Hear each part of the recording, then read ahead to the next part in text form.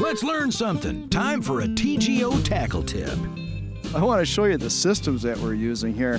We're using a little bit longer rods. These are HT Sapphire Ice, between 32 and 42 inches long, and we like the longer rods, a little more sweep, a little more control over the presentation and fighting fish.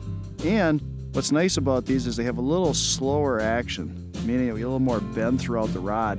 And when you get these head shakes and these char doing all the circles and the fighting, especially up near the hole, this just helps to maintain a tight line. You still got plenty of power for setting the hook and fighting the fish, but you get that little bit of extra bend.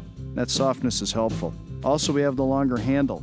Longer handle's nice when you do get these bigger fish and they're really fighting hard. You can kind of rest that longer handle underneath your forearm. It just takes a little bit of pressure off your wrist, a little more comfortable to fish with.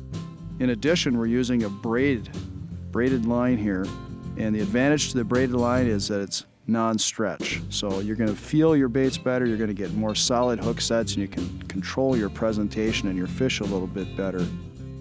Also, we're using a fluorocarbon leader, and George is recommending a longer one, 3 feet or even a little bit longer in this case here, and I'm using a barrel swivel to attach a fluorocarbon leader. And what's nice about that is this is nearly invisible under the water to the fish, and at the same time it's thinner, 8 or 10 pound test line, so you get good control of your presentation. You can really work your baits, especially when you use some of these smaller presentations, and this would be something that's a lot more on the small side of what George normally fishes.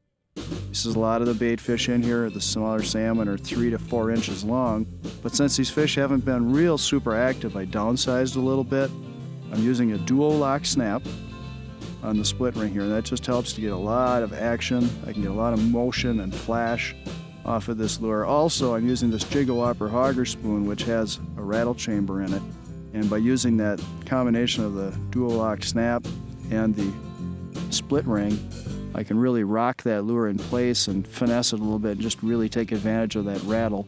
By law here, we have to use a single hook. I've got about a number 4 Siwash hook on this particular one. And George is recommending on some of those longer 3 and 4 inch flutter spoons, he's going up to about a number 1 or a number 1/0. So kind of some unique presentations here, but so far so good. The char like this one.